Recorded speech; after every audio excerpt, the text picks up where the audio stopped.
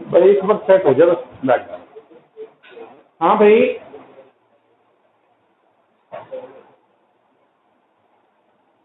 Vectors में हमारा चल रहा है एक्सरसाइज 1.1।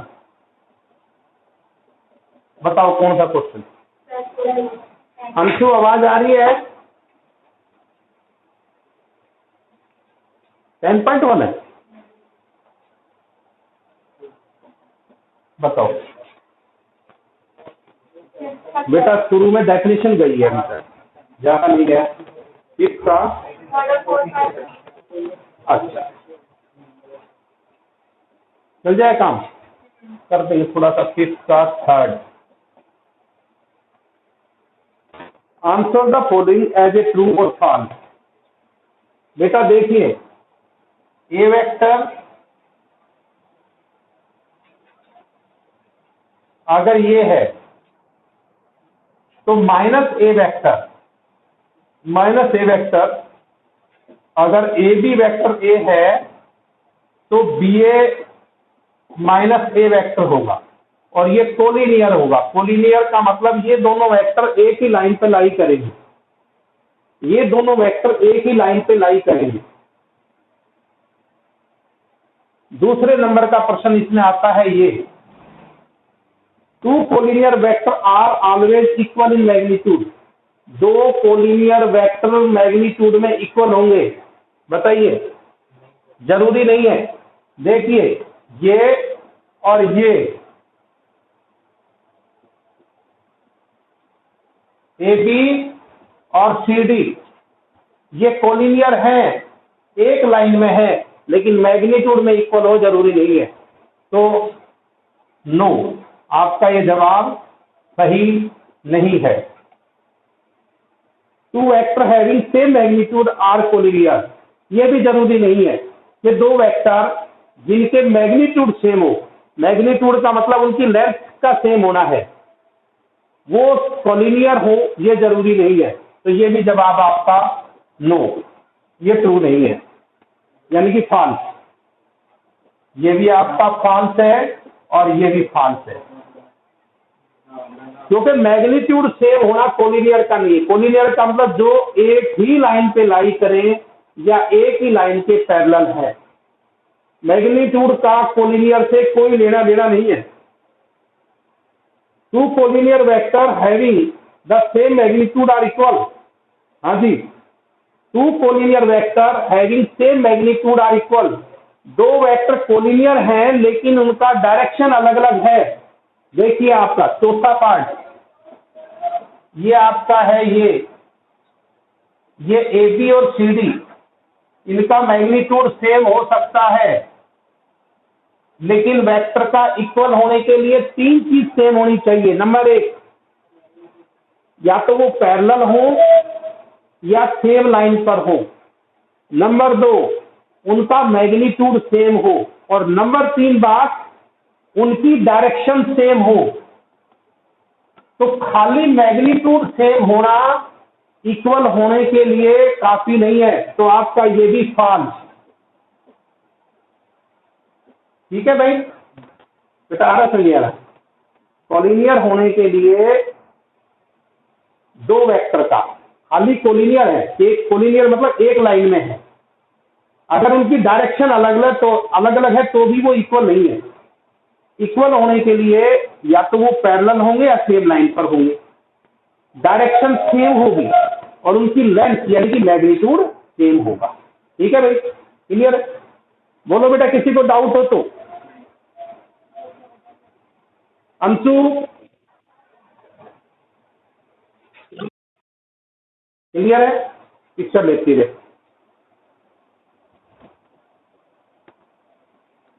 वो कहोगे ऑनलाइन की कई दिनों में ऐसी आदत पड़ गई कि ऑनलाइन पर फोकस है, तुम नहीं दिखाई दे रहे। धीरे धीरे आदत पड़ेगी। अब अगली एक्सरसाइज हमारी बेटा, अगली एक्सरसाइज में हमने क्या बात की थी? देखिए, 1 मिनट के लिए मैं रिपीट कर रहा हूं। अगर किसी पॉइंट के कोऑर्डिनेट दे रखे हैं x1 y1 z1, तो इसका पोजीशन वेक्टर कैसे लिखते थे? x1i, y1j और z1k। अगर किसी पॉइंट के कोऑर्डिनेट रखते हैं तो पोजीशन वेक्टर पहले के साथ i, दूसरे के साथ j, तीसरे के साथ k। पोजीशन वेक्टर ऑफ ए। और अगर दो पॉइंट है, ए के position vector x1 y1 z1 और बी के x2 y2 z2, ठीक है, तो ए बी वेक्टर कैसे लिखेंगे हम? ये लिखेंगे position vector O B minus position vector of A. Position vector of B minus position vector of A. B का पोजीशन वेक्टर ये बी है, इसका पोजीशन वेक्टर होगा x2i, y2j और z2k। ए का पोजीशन वेक्टर x1i, y1j और z1k। ये आपका आ जाएगा x2 minus x1i, y2 minus y1j, z2 minus z1k। अब ए बी का मैग्नीट्यूड, ए बी का मैग्नीट्यूड आई के कंपोनेंट का स्क्वायर, जे के कंपोनेंट का स्क्वायर और के कंपोनेंट का square under the root. Distance formula होता था आपका, जो डिस्टेंस होता था पिछले साल 3 डायमेंशनल ज्योमेट्री में, वही आपका ए बी का मैग्नीट्यूड होगा। ठीक है भाई। अब हमारी अगली एक्सरसाइज,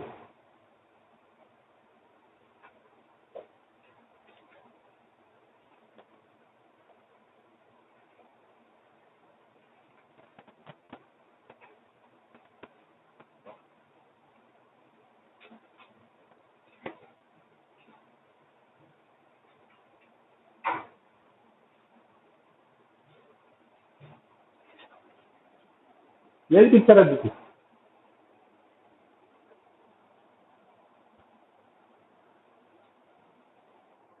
रोहित, कौन कौन है तेरी क्लास से?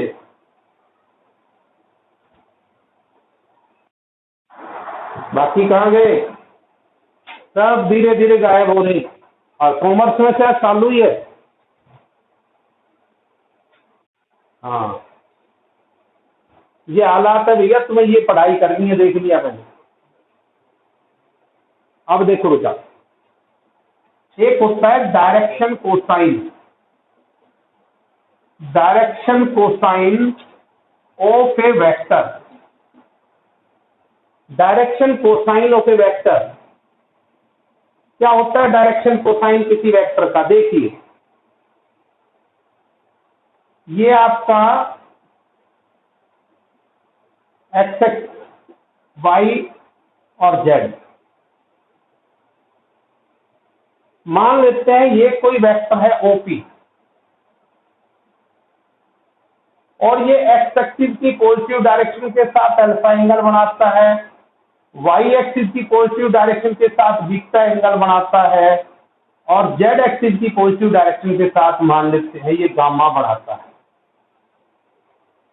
कोई भी वेक्टर एक्स एक्सिस की पॉजिटिव डायरेक्शन के साथ यदि अल्फा एंगल बनाता है, वाई एक्सिस की पॉजिटिव डायरेक्शन के साथ बीटा एंगल बनाता है, और जेड एक्सिस की पॉजिटिव डायरेक्शन के साथ गामा एंगल बनाता है, तो डायरेक्शन कोसाइन लिखे जाएंगे एल, जो कोस अल्फा है, यानी कि कोस ऑफ अल्फा। कोई भी वेक्टर एक्स एक्सिस के साथ जो एंगल बनाएगा उसका cos alpha, cosine of alpha angle, वो डायरेक्शन कोसाइन कहलाता है, कोस अल्फा।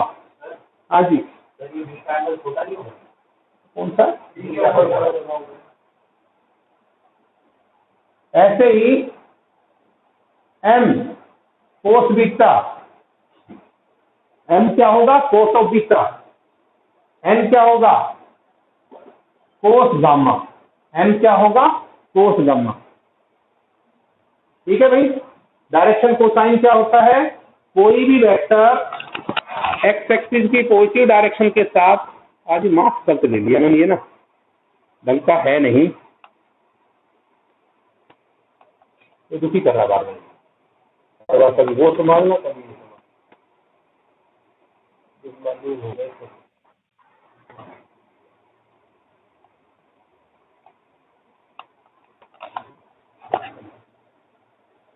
ठीक है भाई, डायरेक्शन कोसाइन का मतलब कोस अल्फा, कोस बीटा और कोस गामा। देखिए, अगर हमारा कोई वेक्टर, अगर ओपी वेक्टर है एक्स आई वाई जे और जेड के, अगर ओपी वेक्टर है x i y J Z के, और इसका मैग्नीट्यूड, ओपी का मैग्नीट्यूड ये आ जाएगा आपका x square plus y square plus z square, OP का मैग्नीट्यूड। तो आपका कोस अल्फा होगा एक्स अपॉन आर, मैं इसको आर से लिखूंगा, इस मैग्नीट्यूड को मैं आर से लिखूंगा। जब भी मैं आर लिखूं तो आप समझ जाइए कि x square plus y square plus z square के अंडर रूट को। ठीक है बेटा, cos beta, cos beta y upon r, cos gamma z upon r. कहीं आपको गामा में दिक्कत हो, गामा और एक जैसा लगता हो, तो आप आर को ऐसे लिख लीजिए।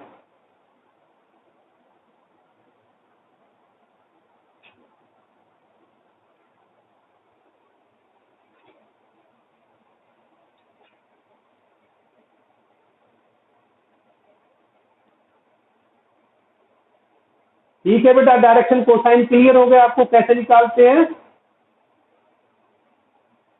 कोस alpha upon r, cos beta y upon r, यानी कि corresponding component, cos alpha x component upon magnitude, cos beta y component upon magnitude, cos gamma z component upon magnitude vector का।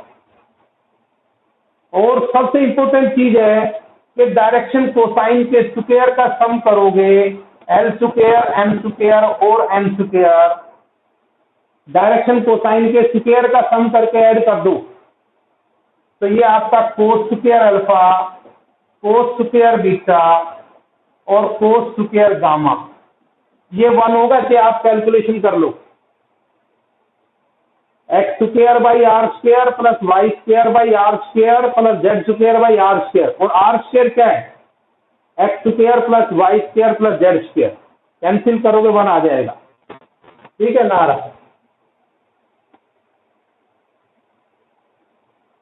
बोलो भी किसी को डाउट हो? अंशु,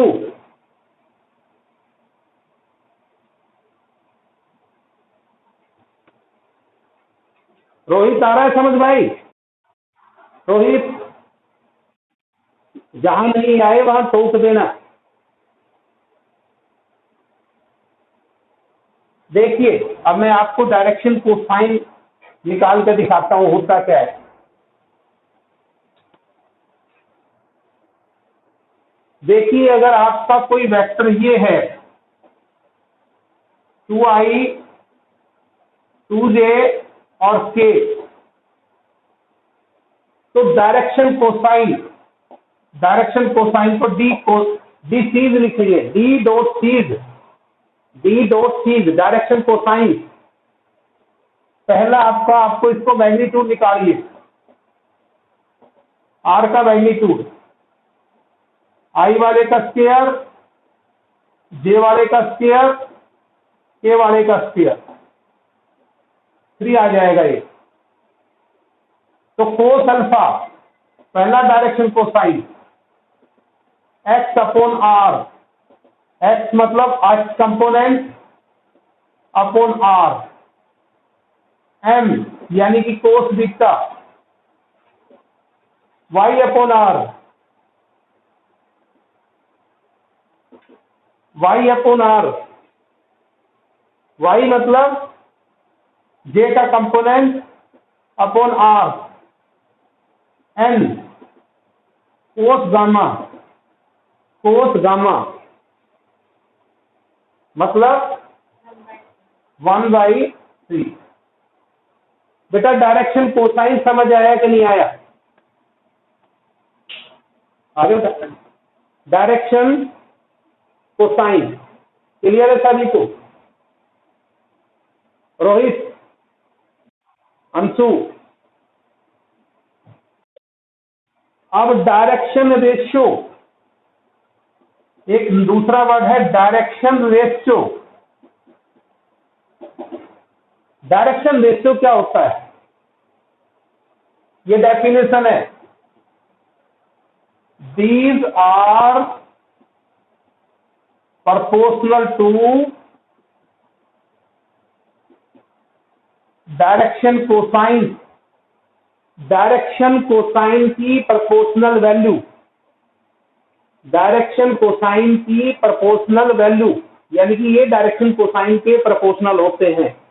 मोटी भाषा में अगर r vector x i y j और जेड के है तो डायरेक्शन कोसाइन ये रेशियो होगा बेटा एक्स वाई और जेड का, एक्स वाई और जेड का जो रेशियो होगा, एक्स वाई जेड का जो रेशियो होगा वो डायरेक्शन रेशियो कहलाएगा। जैसे एग्जांपल के तौर पर आर कोई वेक्टर है 4i 2j - 6k, 4i + 2j - 6k, तो डायरेक्शन कोसाइन डायरेक्शन रेशियो ये इसका रेशियो हो जाएगा 4 2 और -6 का, 2 2 जा 2 1 जा 2 3 जा। नहीं आया कभी समझ में? नहीं आया जी? रेशियो ही लेके चल रहा है, वैसे लिखा कोमा से जाएगा।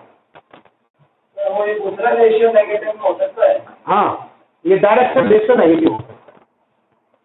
हाँ, एक चीज ध्यान देने की, अगर दो नेगेटिव है तो आप माइनस से मल्टीप्लाई करके, अगर आपका डायरेक्शन रेशियो ऐसे है -2 और 1, तो आप इसको दो नेगेटिव को माइनस से मल्टीप्लाई करके ऐसे लिखोगे 2 2 -1 हो गया। आ गया तक और आगे पीछे जो -2 माइनस का बदल 2 होता बीच में, तो एक माइनस है तो मत छेड़ो, अगर दो माइनस है तो उनको प्लस बनाओ। ठीक है बेटा, रेशियो का मतलब जो कंपोनेंट्स हैं उनका प्रोपोर्शन है, होगा भी जो कहोगे परेशान हो गए, मार्क्स के साथ पढ़ाया तो ज्यादा, लेकिन पढ़ना ही मुश्किल है। हो गया?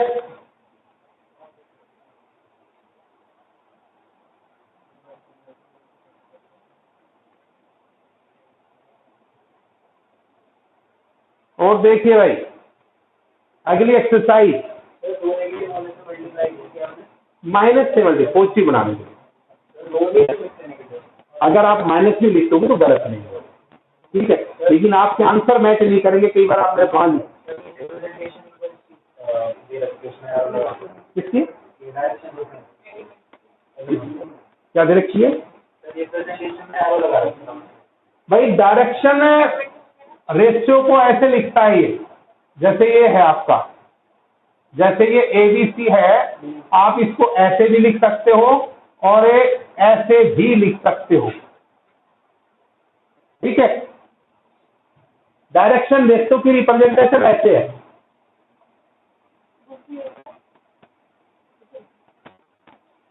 आइए एक्सरसाइज 10.2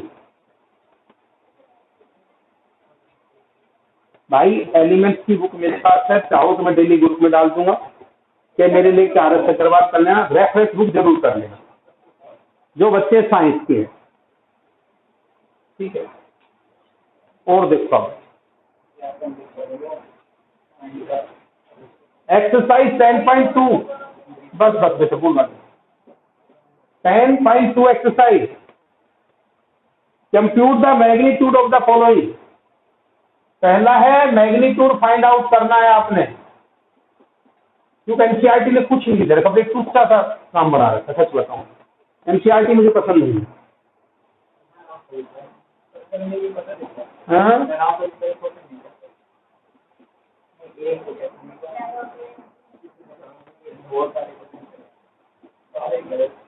भाई ये कोई वेक्टर है, हमें इसका मैग्नीट्यूड निकालना है, तो बेटा इसका मैग्नीट्यूड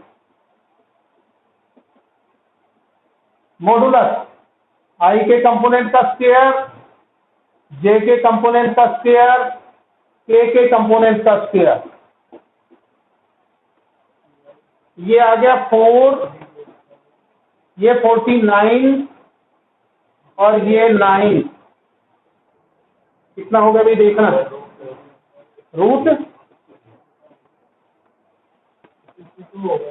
पक्का। चलिए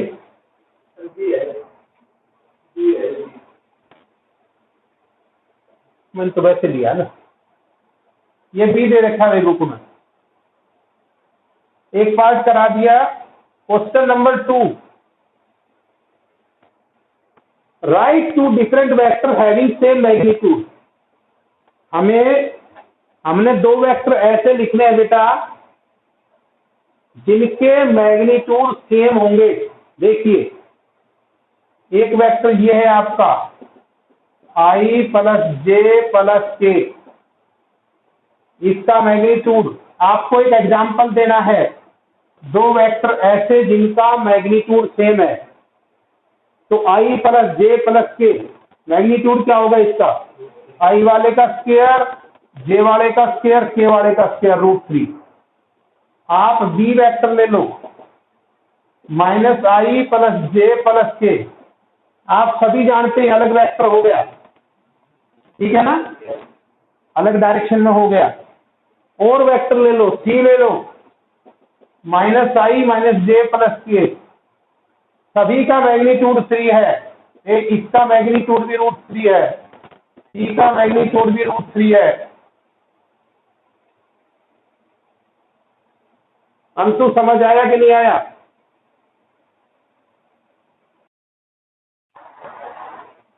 चालू।